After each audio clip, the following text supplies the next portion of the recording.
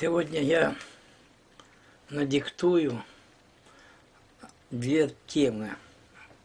Одну короткую, а вторую, как обычно, касающуюся моего отношения и моих знаний в области создания новой парадигмы. Первая часть будет посвящена выборам.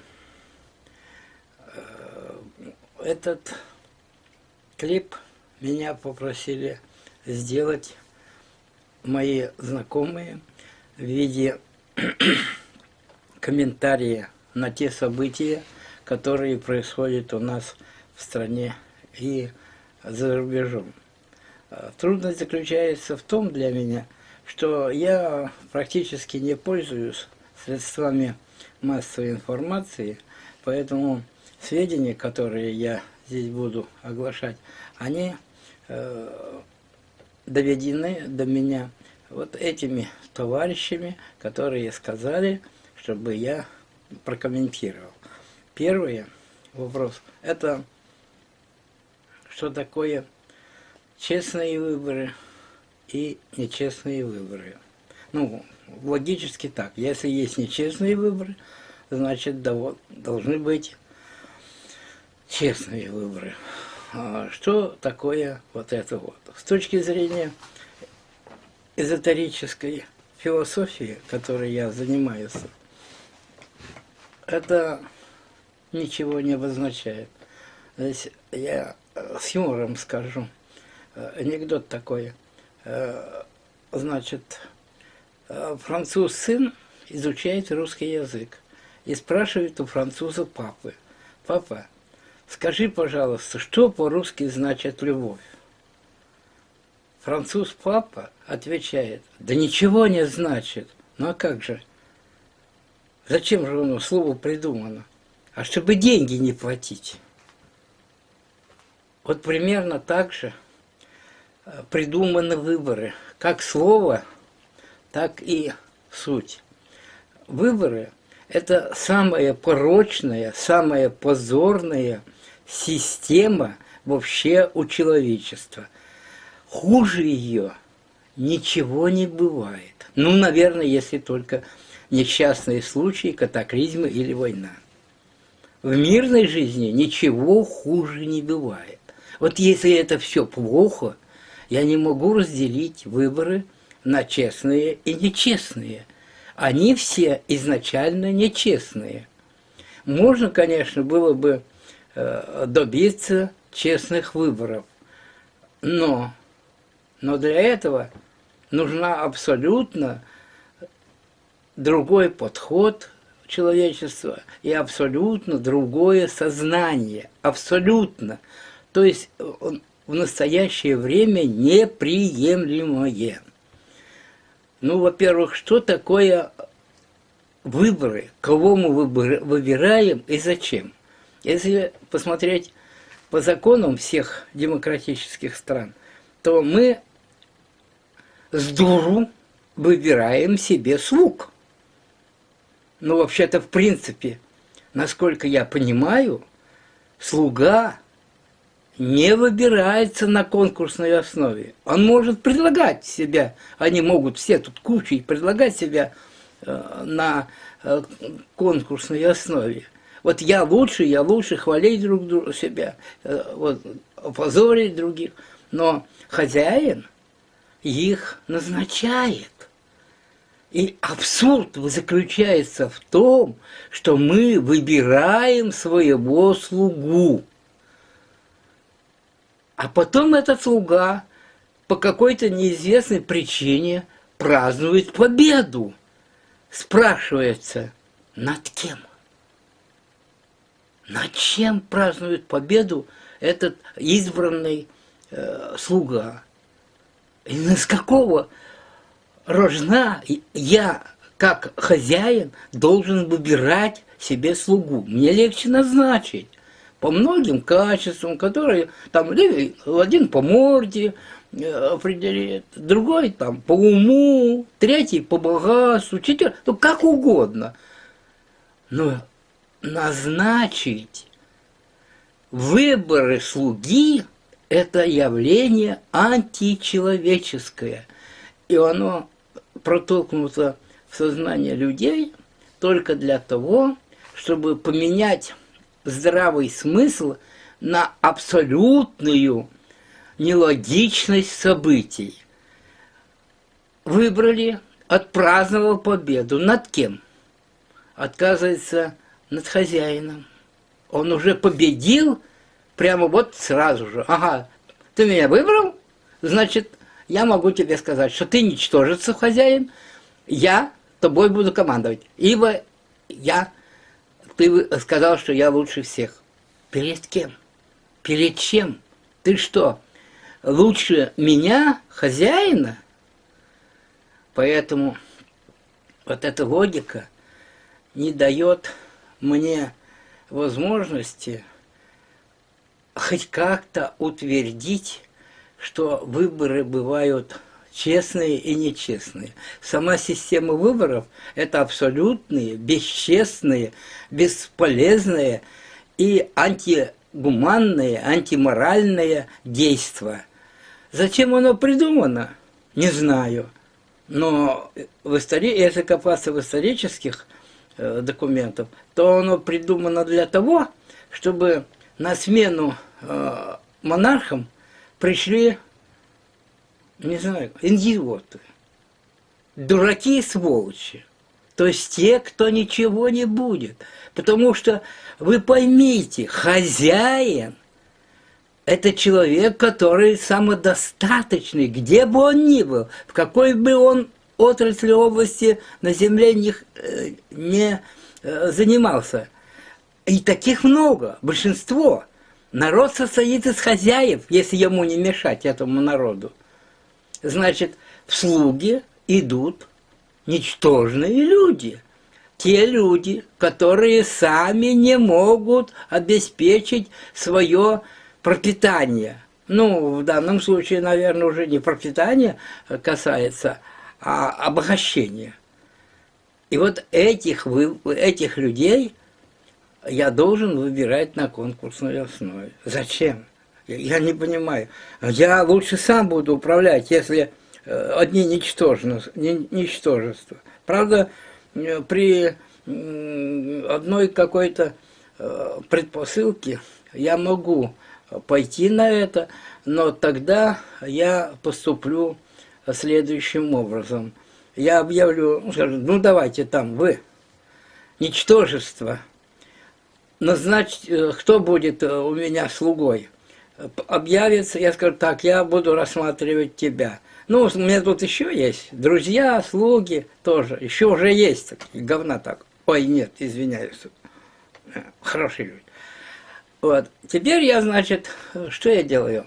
Я кручу одного человека со всех сторон, изучаю, осматриваю, и или его принимаю, или его отвергаю. Ну, принимаю, так принимаю. Отвергаю, значит, я должен, мне на время нужен этот управитель, слуга. Тогда я, значит, перебираю второго, третьего. Вот самая демократическая система выборов президента – это в США. Там они целый год перебирают друг дружку. Притом борются сначала друзья с друзьями, потом идут. Пока они идут, там они наговорят друг на дружку, неизвестно что. Народу все станет ясно, кто есть кто. И они дадут много обещаний, там все. В общем-то, потом выберут. Все равно выберут не того, кого надо. Но выберут хоть какой-то. Во всех других случаях, во всей Европе, выборы – это парадокс, это абсурд. Потому что, во-первых, мы выбирать начинаем кота в мешке. Вот как, значит, есть такие, когда мне задали этот вопрос, я подумал, вот я раньше раскладывал пасьянсы, а вот в темную никогда не раскладывал пасьянс. Вот интересно, а как бы получилась раскладка пасьянсов в темную?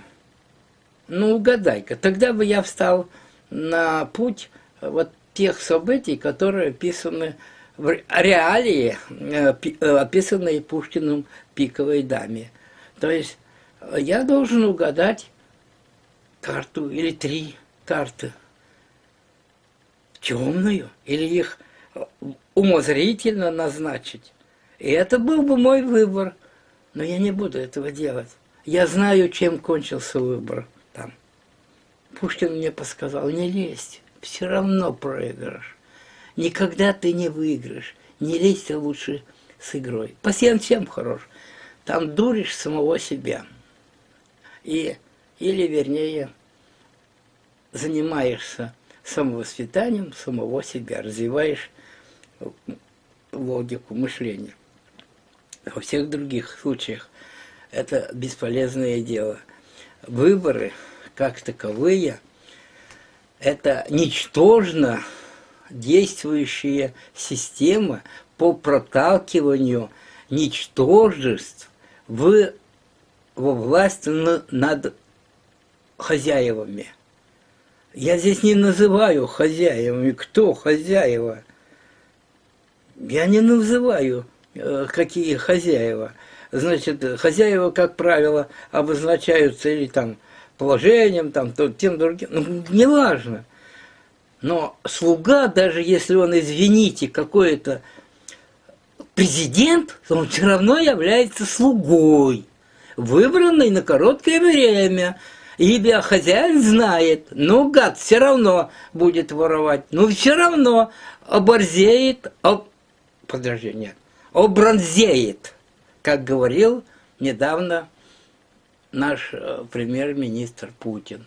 Он сделал такое заявление, кстати, я сам видел эту передачу случайно, что он говорит: некоторые руководители у нас очень быстро стали бронзоветь. Вот теперь все, что происходит вокруг выбора его в президенты, то оказывается, в первую очередь бронзовеет или борзеет он. Зачем ему еще лишний... Что он сделал за 8 лет? У меня был друг такой, когда переходили на 5-дневную рабочую неделю, мы с ним оформляли газету, там, ну, целую стенку на работе у себя. Ну, и писали там реплики, кто что, какое мнение имеет по этому поводу. Ну, в общем, такую целую стену оформили. Фотографиями, репликами. Ну, юмор есть юмор. Так вот, Володя, так звали моего друга, он придумал такую фразу. Он сам рыбак. И он, поскольку он был обоими руками за 5-дневную рабочую неделю вместо 6, то он написал такую фразу. Ну, что можно поймать за 1 день, за 1 выходной день? Ничего. А за 2 в 2 раза больше. И на этой основе он в 2 раза больше. Что можно сделать за 1 срок? Судя по репликам, которые произносят президенты в конце, ничего, ну мало времени, ну ничего не сделаешь, только снасти приготовишь. А что можно сделать за 2 срока? В 2 раза больше. А за 3 срока? В 3 раза больше. Ну, извиняюсь, по математике ничего это 0, но умножай его хоть на 1 000 000. Все равно ничего не сделает. Вот рассуждения, которые сейчас идут. Коммунисты справились. Всякие там жирики, хереники, хренирики исправились. Этот Миронов сам стал совсем другим. Но не замечаю, поскольку я редко смотрю на них, и перед моими глазами они редко мельтешат, но поэтому я имею право сравнивать, что они говорили год, 2 года назад, 3. Говорить, правда, они научились. Это что не отнимешь, что не отнимешь. А что за разговорами Вот мне очень жалко, что сняли Яблинского. Но извините, ему повезло. Ему повезло, потому что если бы его оставили в списке, он бы не нашел среди лектората, так называемого, среднего класса. Я вообще-то тоже его не нахожу. В принципе, у меня тоже, я мог бы относиться к среднему классу, у меня там рост 1,69 м, с кепкой, значит, 1,70 м, но я средний по классу. Вот. Но я за него не буду голосовать. Вот. Так же, как и голосовать за всех других, мне очень неохота. Очень неохота. Там нет выбора. Там темная, закрытая колода карт. Что не бери, ошибешься. И все равно она не твоя. Колода не твоя. Не твоя колода. Значит, поэтому это все плохо. И еще второе. Вот еще в советское время, когда говорили, начали в какой, я не помню в какой, потому что я так долго живу, что, не помню, тем более я времени не засекаю. Значит, там была такая математическая статья, по-моему, в «Науке жизни», где ученый-математик доказывает, я не помню кто, что при такой системе выборов побеждает меньшинство. Обязательно.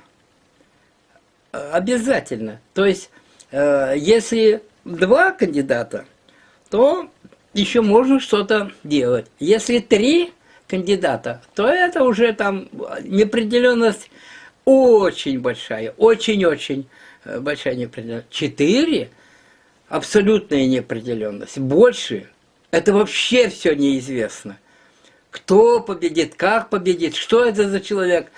Значит, решают какие-то не качества, а действия. Действия разного толка. Подкуп там, то, другое. Поэтому честных выборов не бывает по сути. Моя морда лица говорит о странностях моих. И она, это мой портрет, это моя внешность. Она связана с тем, что я урожденный, прирожденный и до мозга костей старовер. У нас не было выборов. Мы жили, наши предки жили всегда общиной. Там единственная выборная должность была староста. Так вот, в старосты никто не лез. Ибо все знали, что староста – это большая ответственность, и он должен отвечать. И уж если говорить о выборах вот, в староверческих общинах, то старостой выбирали людей, ну, умных, это реально, толковых, реально. Его все знают. Но в наказание в какое-то.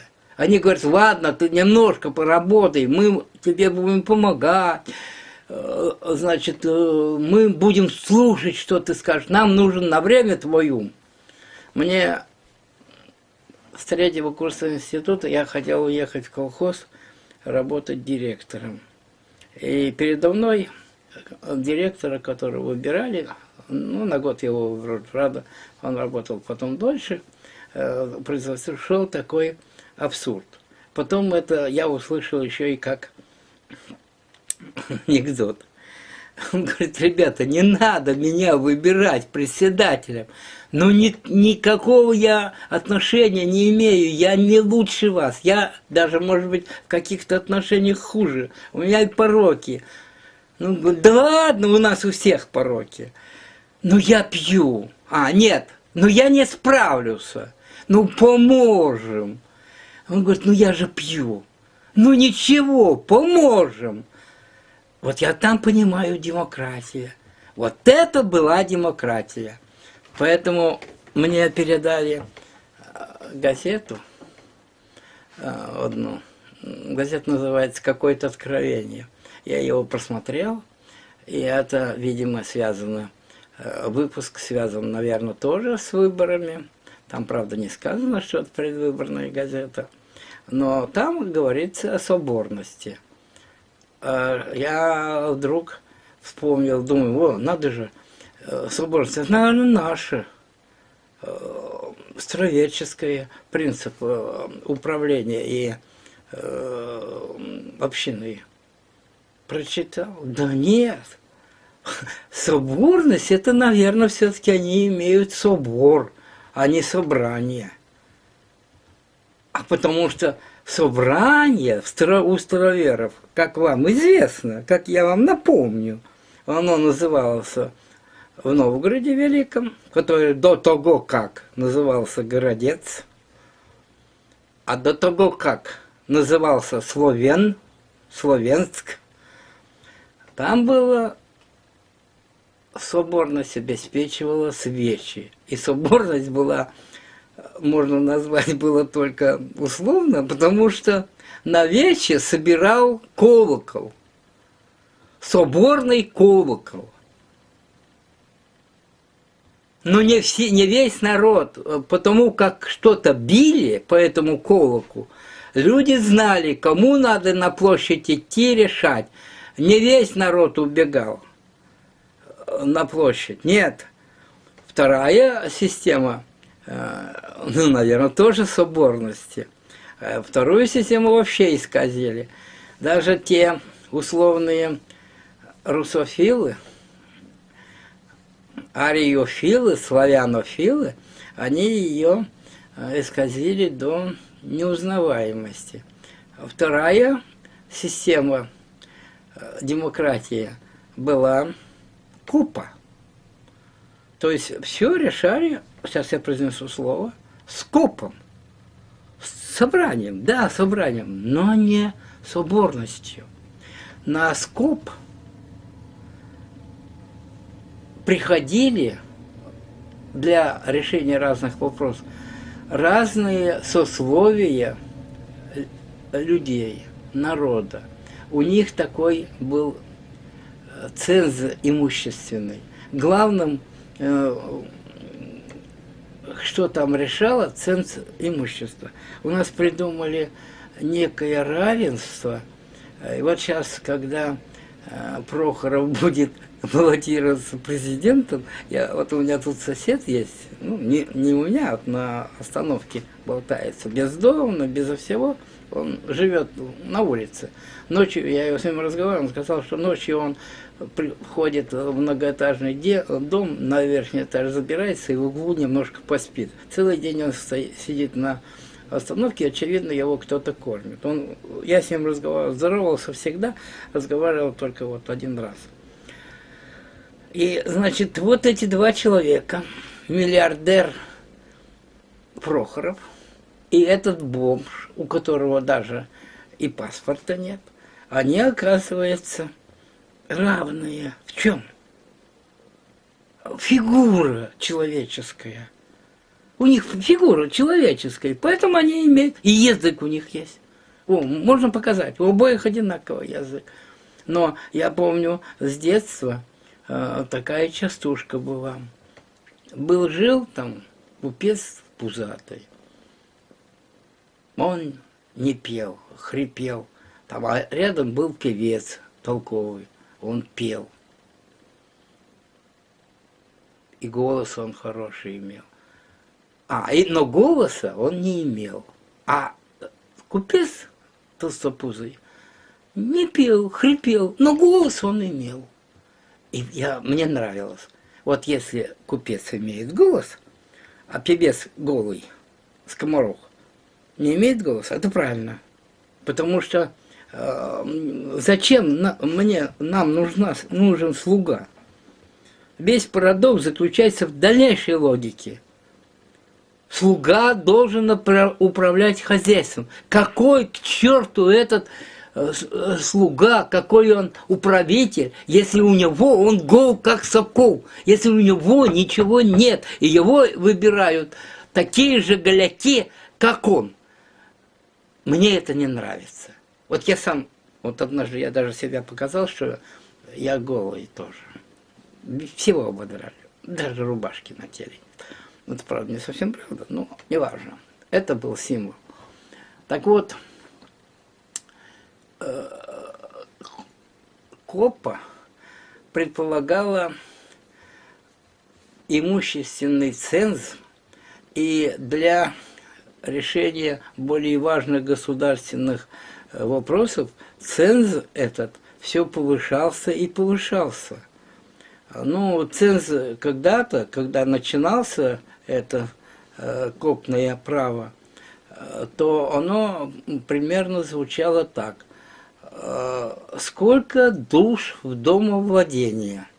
То есть ты хозяин, ты ведешь хозяйство, у тебя есть души, свои дети, братья, сестры, старики и какие-то приблудшие, те, которые потом после 1861 года стали крестьянами свободными, приблудшими, которые с удовольствием стали крепостными.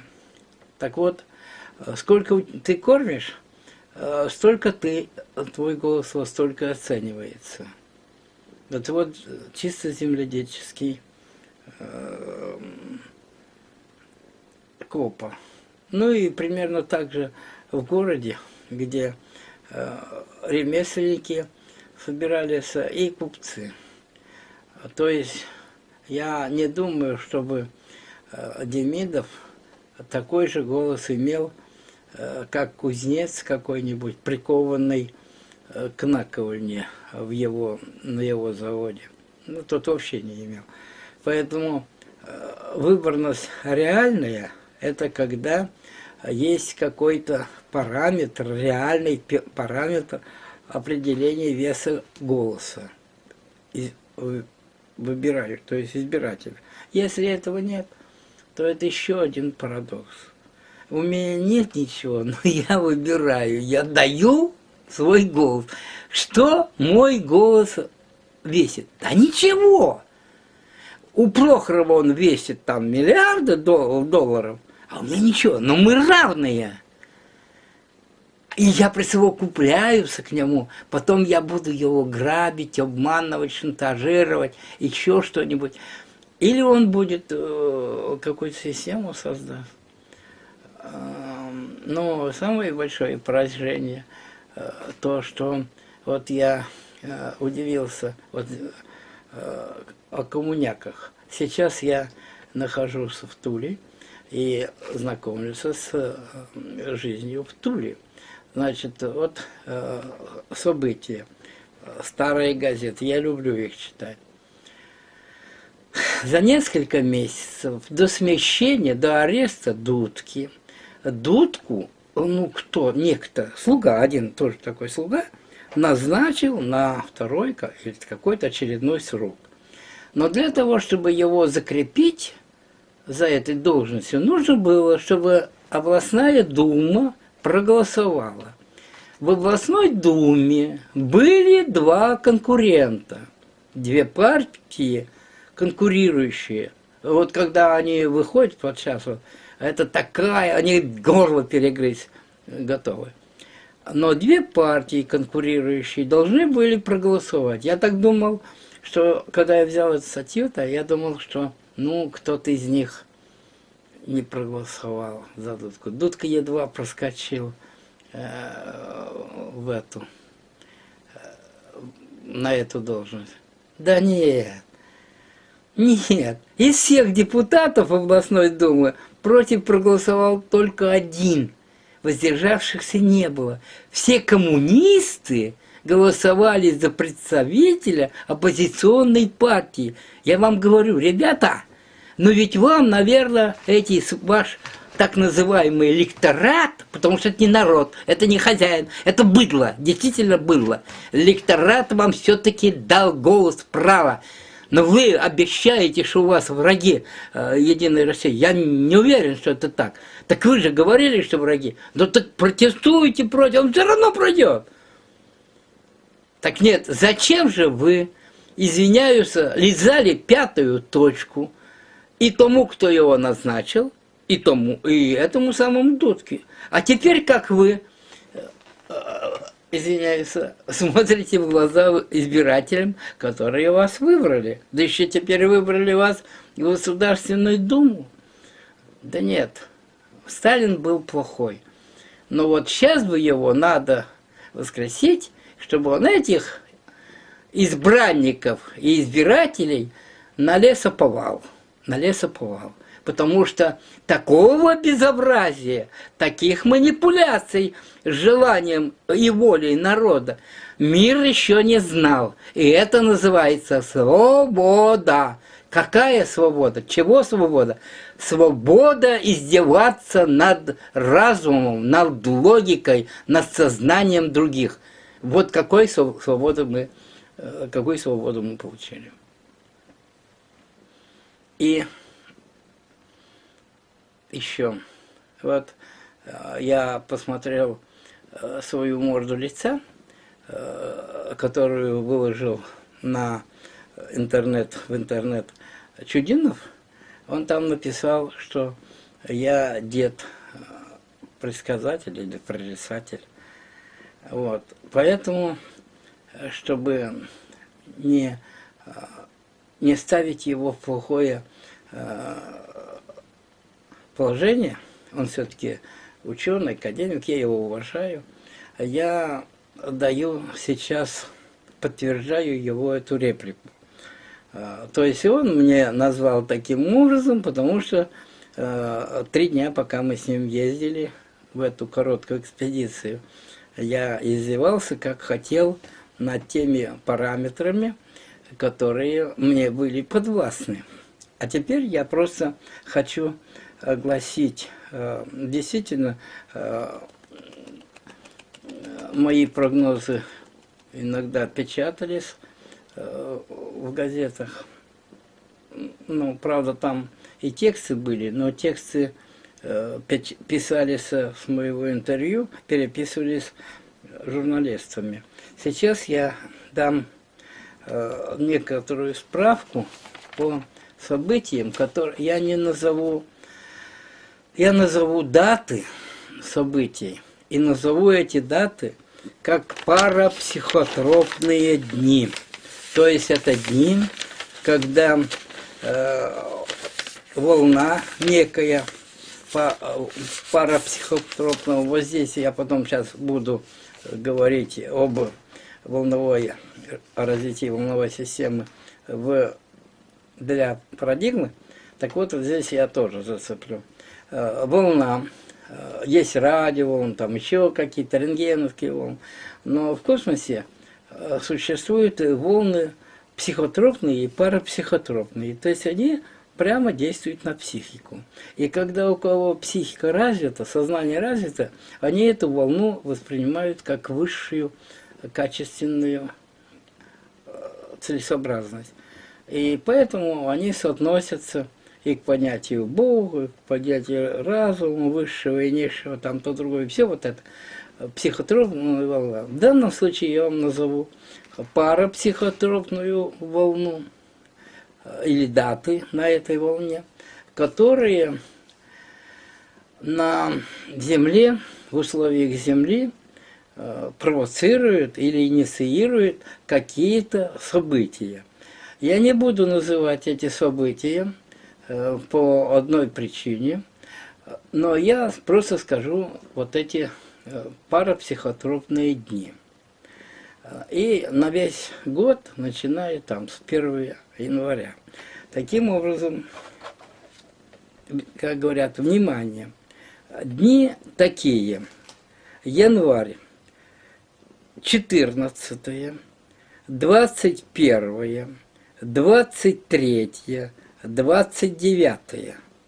Вчера. Ну, вы можете там сопоставить, какие события в эти дни были значимые. Ну, кстати, еще сейчас реплику одну график не российский, то есть это общеземной, общечеловеческий, ну, вообще общеприродный, общекосмический график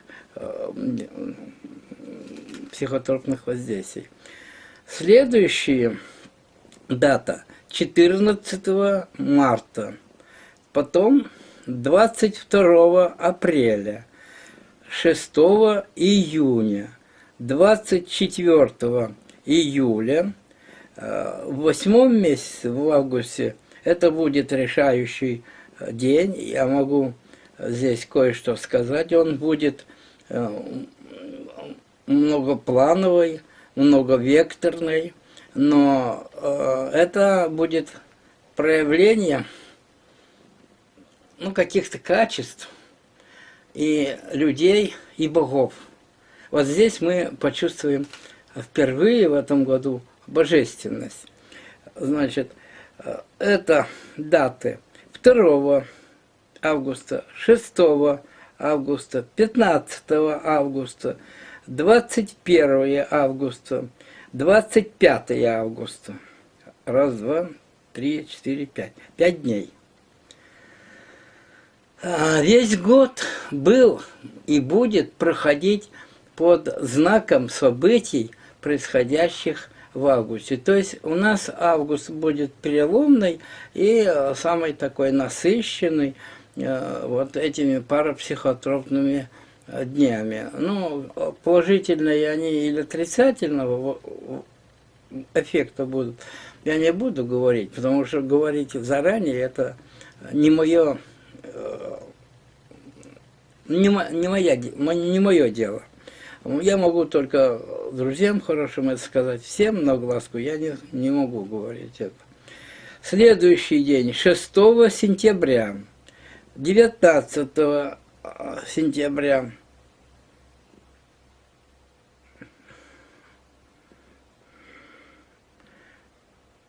ну все, 2 дня.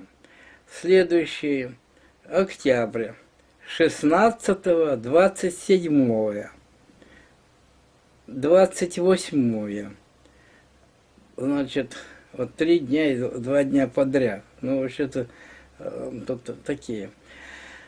Дальше, ноябрь, 29, декабрь, 25. Ну, понимаете, я остановлюсь еще на одной дате. Вот, 25 или 26 декабря это уникальный,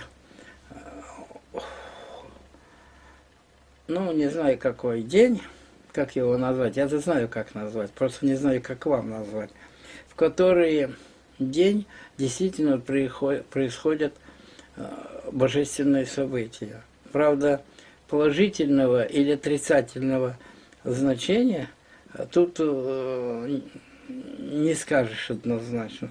Ну, вспомните хотя бы огромное цунами 26 декабря 2004 года в Индийском океане, от которого пострадали там 5, что ли, миллионов человек. То есть это обязательно. Но это парапсихотропный день. Его христианство использует как рождение новой эры. И действительно, силы, которые проявляют себя в этот день, это действительно новые силы. Вот день 26 декабря 2004 года, по моим, прошел как день пробуждения сатаны от тысячелетнего заточения. В этом году вектор его будет другой, но он связан все равно с какими-то событиями. На всякий случай я скажу, 25 декабря обозначится новый лидер на Земле. Родится новый лидер. В какой-то области, на какой территории, я говорить не буду. Ну, предположим, что я этого не знаю.